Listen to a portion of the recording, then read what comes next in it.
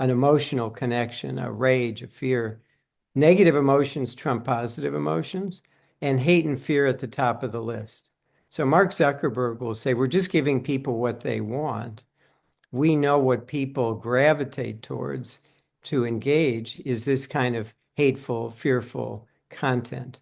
That's not good for our society, but that's where the algorithms are driving us.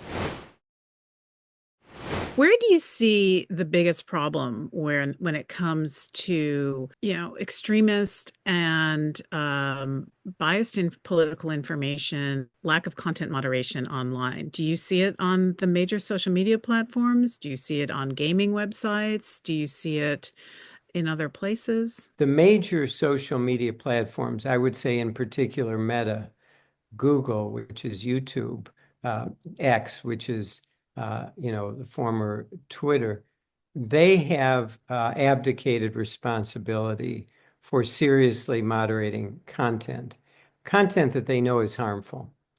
And in my judgment, I teach at a business school. I look at their business model. I've spent a lot of time talking to people in those companies, reading. We've done our own research on this.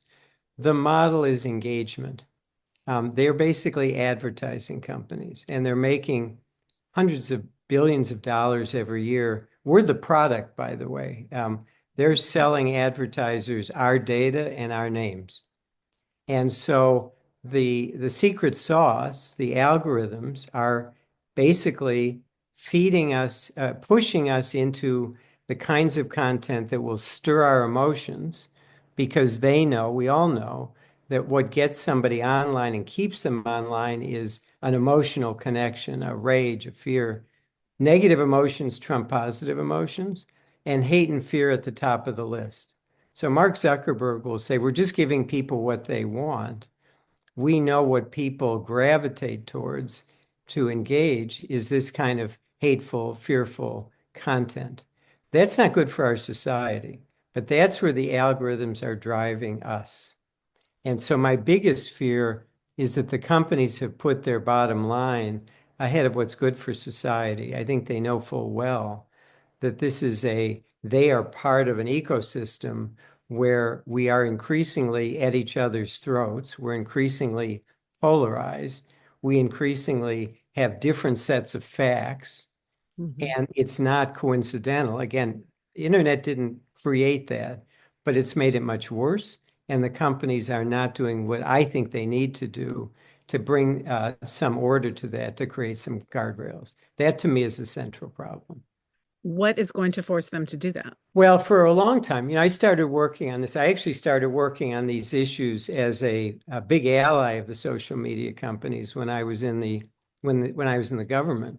I worked with Secretary Clinton, wrote three speeches on internet freedom.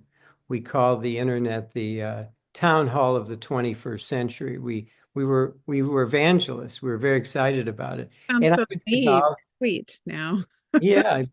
And, That's we cool, sort though. of said in passing, well, there may be some problems, but, I was in Egypt before, during, and after the Arab Spring. I saw how people were mobilized and took to the streets and overturned a repressive government after 30 years. So we saw the power of the internet as a tool for political engagement, for mobilization, and all of that.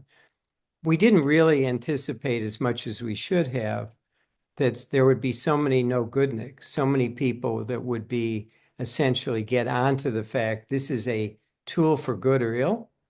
And the companies, I think, early on were probably a little alarmed as well as they saw their numbers grow. Again, the advertising dollars were growing by leaps and bounds.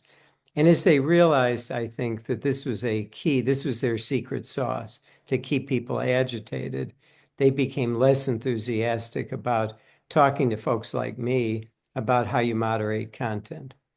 And so I guess your question is, where do we go from here? Until 2017 or 18 or 19, I would have said the companies have a lot of good people. They're smart people. They can make a whole lot of money and run their companies more responsibly. I don't believe that they're going to do that now. And so the answer to your question is we need some combination of governments inserting themselves. It's not going to be the US federal government in the Trump administration, but it's going to be some US states, California among them. And most importantly, it's going to be the Europeans. The Are Europe, they doing that now, the Europeans? yeah, the European Union 2 years ago passed something called the Digital Safety Act, which is basically created a framework, a regulatory framework under the auspices of the European Union for the 27 European countries that are part of it. And they are beginning to investigate and really put some pressure on these companies, both to be more transparent, which is a starting place. What are those algorithms? How do they work? What are they taught to do? And then to look at some design characteristics. It is, again, I'm a big believer in the First Amendment, free speech. I don't think governments ought to be telling the companies, here's the content to take down or to keep up. I do think you need governments to regulate the industry and to give a much clearer sense of what the companies are doing and not doing, and hold them accountable to be responsible in the way they run their businesses.